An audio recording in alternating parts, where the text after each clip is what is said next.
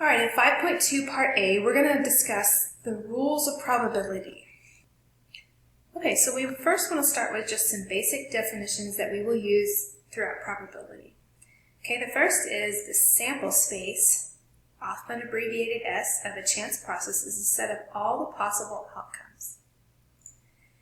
A probability model is a description of some chance process that consists of two parts. First, the sample space, and the probabilities for each outcome. Now, an event is a collection of outcomes from some chance process. That is, an event is a subset of the sample space, usually denoted with a capital letter.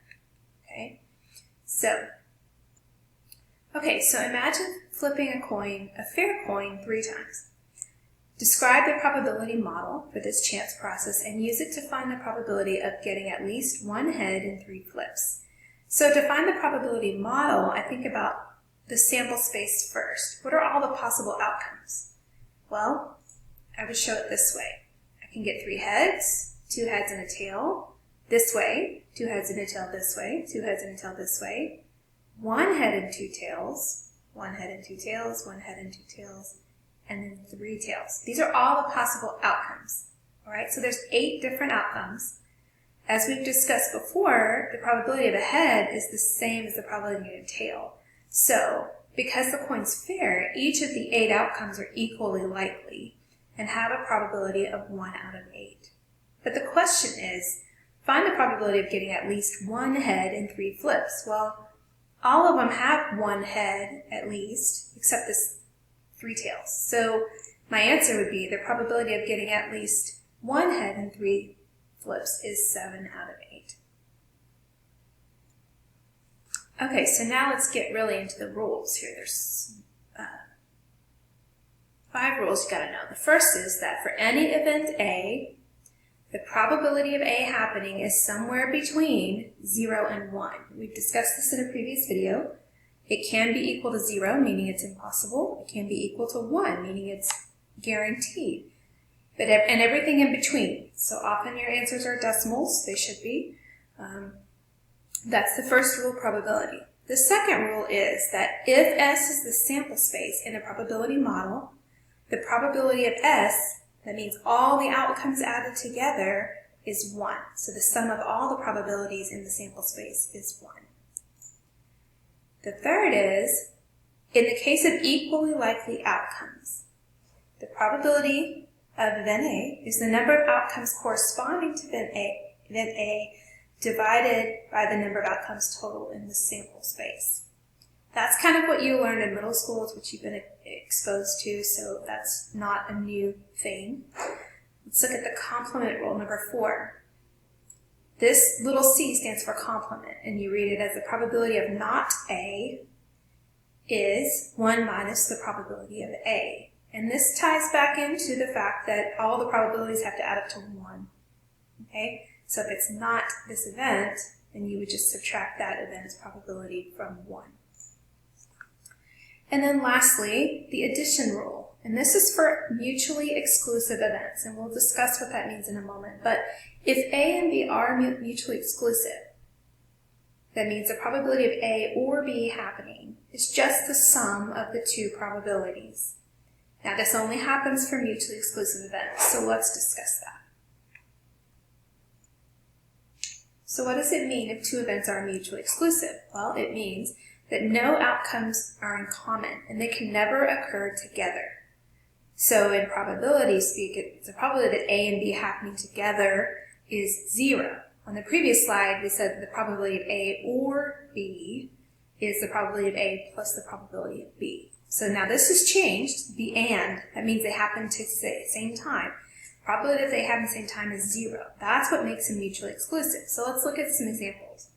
Let's say event A is I draw a red card. Event B is I draw a spade. Can these happen at the same time? Well, you can't draw a red spade from the deck because spades are black. So these 2 events are mutually exclusive. Okay? Let's try this example. You draw a red card and you draw a diamond. Well, they're not mutually exclusive because diamonds are red, so that could be both. This is a possible outcome, or a combination of the two, if you will. So look at the third example.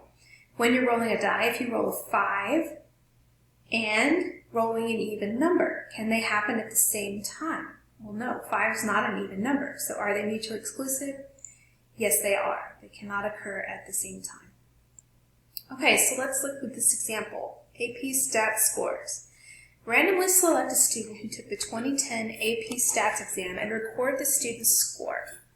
Okay, here's the probability model. So you see the score options, 1 to 5, and the probability that they scored each of those values. So part A says, show that this is a legitimate probability model. So there's two characteristics you have to prove. One is that all the probabilities are between 0 and 1. And they are all decimal values between 0 and 1. So that works out. The second is can I add them up to be 1? If I add up all the possible outcomes, do they add up to 1? And in this case, they do. So the way I would answer that is that all probabilities are between 0 and 1. And the sum of all the probabilities is 1. So this is a valid model. You always want to check, because if the sum is more than 1, then it's not valid. Okay?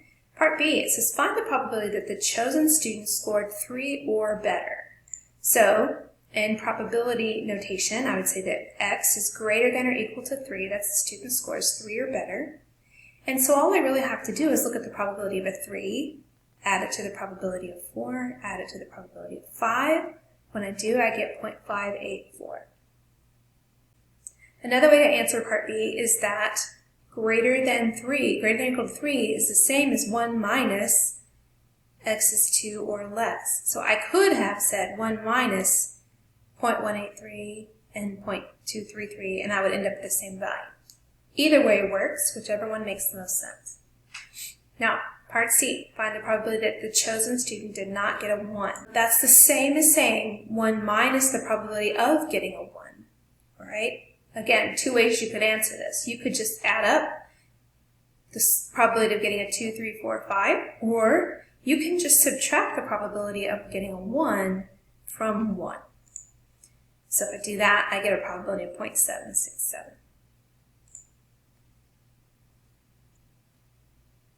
Okay, in each of the following situations, state whether or not the given assignment of probabilities to the individual outcomes is legitimate. That is, does it satisfy the rules of probability? If not, give specific reasons for your answer. Now, this is asking specifically about the two criteria that are, number 1, are probabilities between 0 and 1. And secondly, do the sum of the probabilities add up to 1? So let's look at our 3 scenarios.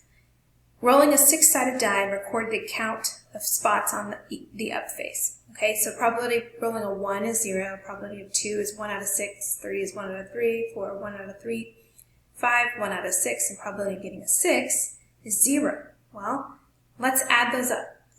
If I add all of those up, okay, I do have to get common denominators here. If I add them up, 1, 2, 3, 4, 5, 6, I do get a 1. So this is a legitimate probability model. Part B, choose a college student at random and record gender and enrollment status. So probability of female full-time is 0.56, male full-time is 0.44, female part-time is 0.24, male part-time is 0.17. All right, so they're all between 0 and 1. That works, but what happens when I add them up? So when I add them up, I get 1.41. So the sum is greater than 1, which makes this not legitimate. Okay? Part C, deal a card from a shuffled deck. Okay, 52 cards in a deck. Probability of getting a clubs is 12 out of 52. Diamonds is 12 out of 52. Hearts, 12 out of 52. Spades, 16 out of 52. If I add them up, I do get 52 out of 52, and that is 1. Now, you know that that's not a regular deck, but that's the scenario given to us in this problem. All right? So that's what you got to check when you do probability models. Make sure that all the probabilities add up to a 1 and that all probabilities are between 0 and 1.